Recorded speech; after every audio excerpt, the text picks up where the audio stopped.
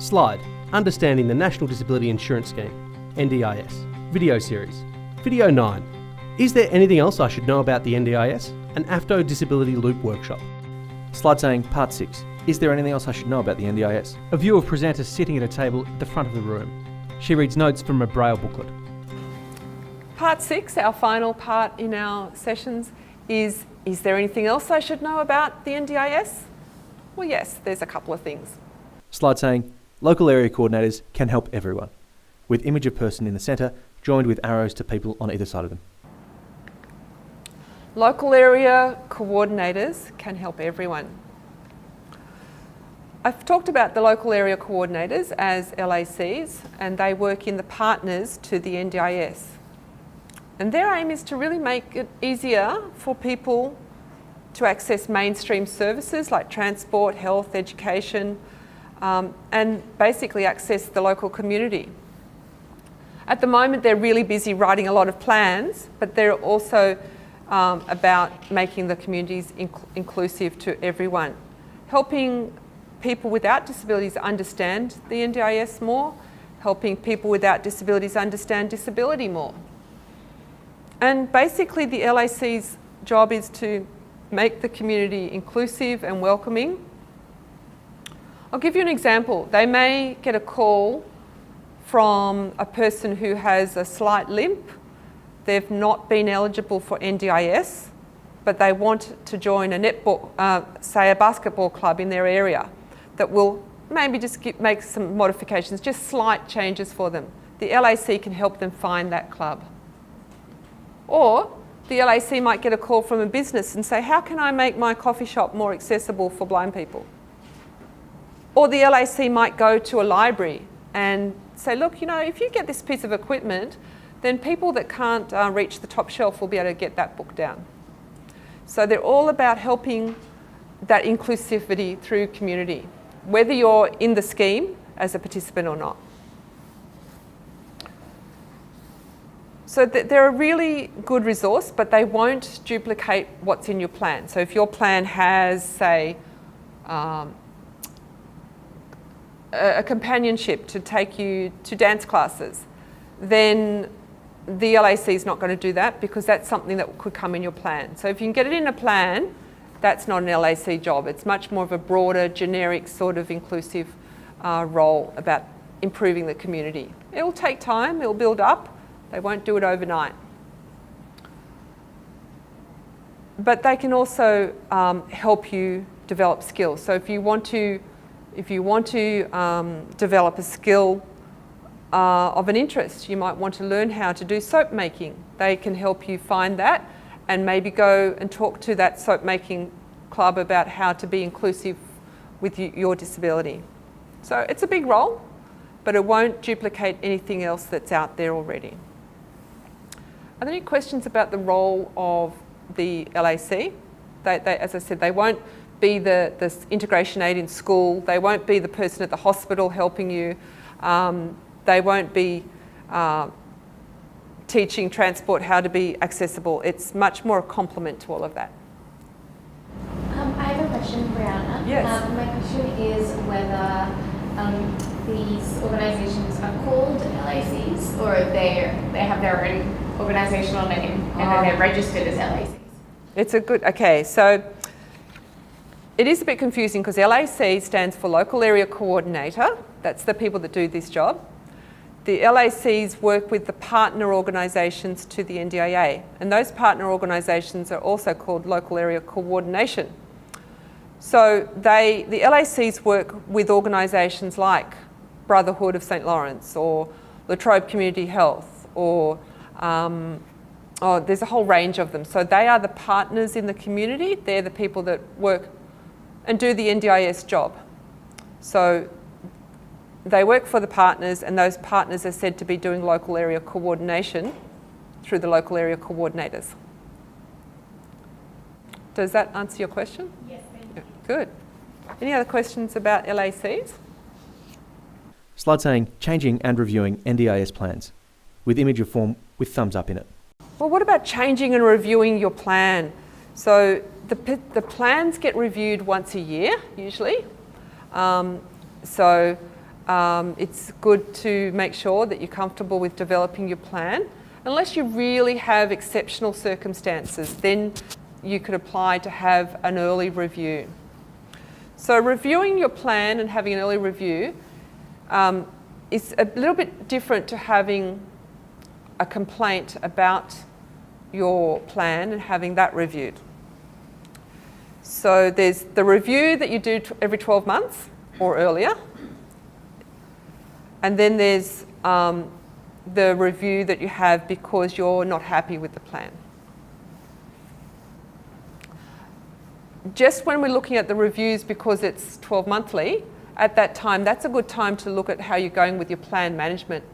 Maybe this year you were doing agency managed and you're ready to go to self-managed. So that's a good time at review time to talk about your choice of plan management. Slide saying, sometimes things may go wrong when using the NDIS, with image of 3 faces showing sad, neutral and happy with gauge pointing to sad face. However, sometimes things do go wrong when you've got a plan, and even if you make a lot of preparation and you've got everything down right, there's just always going to be issues. It's a big scheme, it's a new scheme, there's always going to be teething problems, and with a big scheme, like any big scheme, things can go wrong. Usually the problems are related to people not being satisfied with what's in their plan, disagreeing. But it's important to work out whether your problem is with your disagreement or your complaint is about the NDIS and the LAC, or is it with the service provider?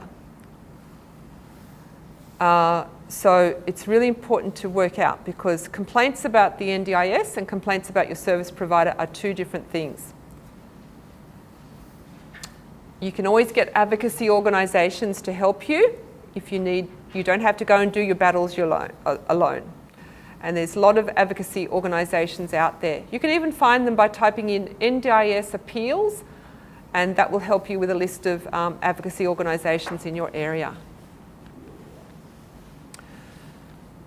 Talking to peer support groups, talking to friends, they're good ways to get information about things as well. But there's also official ways to solve problems. If you have a complaint with your service provider, let's create an organisation called Company XYZ. I'm not very original. Company XYZ, you've been getting help from them. They've been providing you with some training, let's say computer training based on your needs as a person with a disability, but you're really not happy with them. You've got some grumbles about them. What do you think you would do? What would be the first step? It's really important to talk to the service provider themselves. Go back to them and say that you're not happy. Maybe they'll have an official complaints process, and it's best to try and sort things out with them first. If that doesn't work, you can go to the Quality and Safeguards Commission. The Quality and Safeguards Commission is only active in New South Wales and South Australia right now. It's coming to Victoria, Queensland and a number of other states next year in 2019, and it will be on board completely in 2020.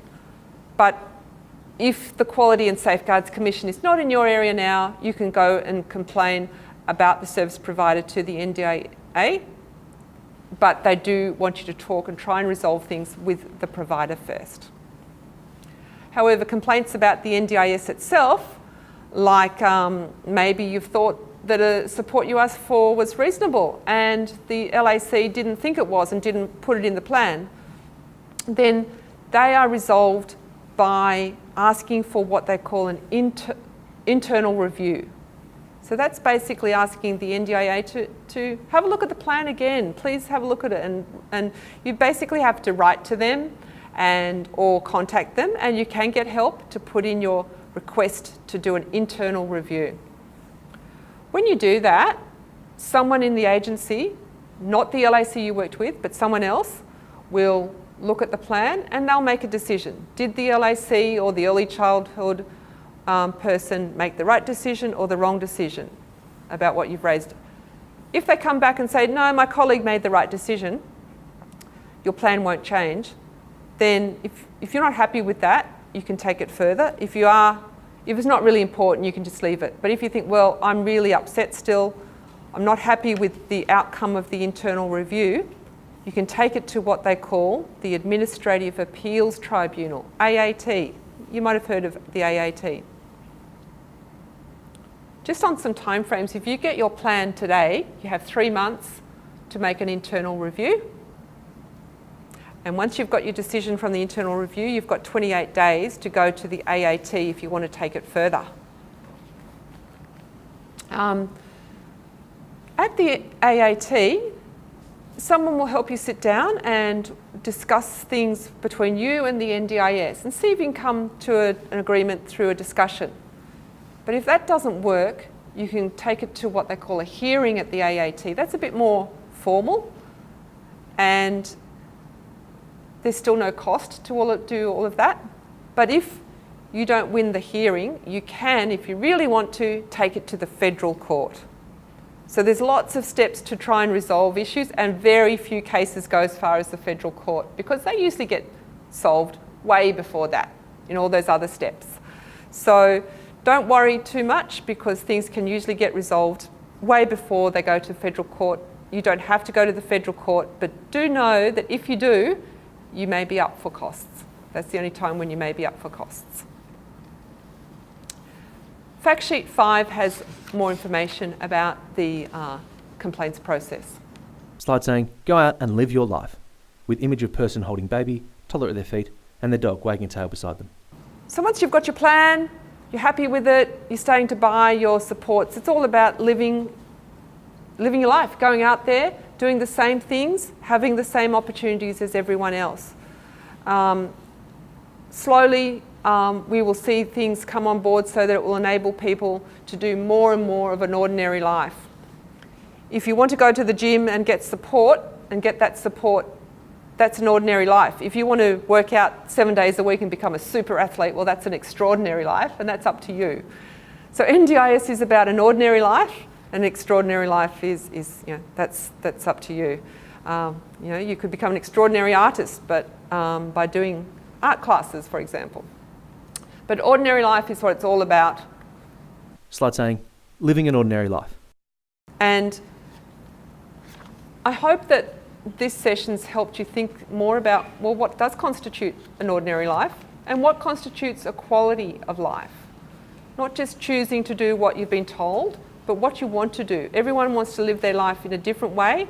They have different priorities, and people with disability should have the support to be able to do that as well.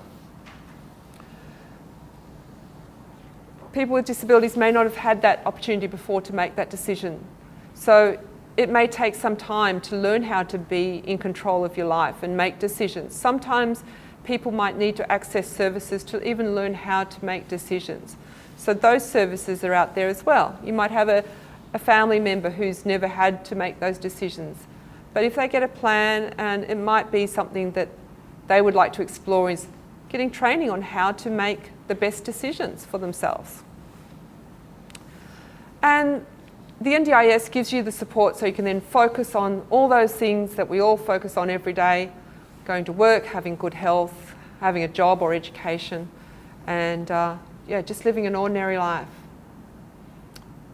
So that's it for the information. I hope it's really been useful for you. I'd welcome any feedback. So Slide on screen with websites. feel free to contact us at AFDO. Our website is afdo.org.au. Otherwise, there's our disabilityloop.org.au website where you can find a lot of resources. And I look forward to the future. I think the NDIS is going to make a big difference for people with disabilities. So thank you for your time today. Production of the AFDO Disability Loop Understanding the NDIS video series has been made possible with funding from the Victorian Government. AFDO would like to thank video participants and those who provided feedback on video drafts for their contributions. Video services, audio description and captioning by AngryChair.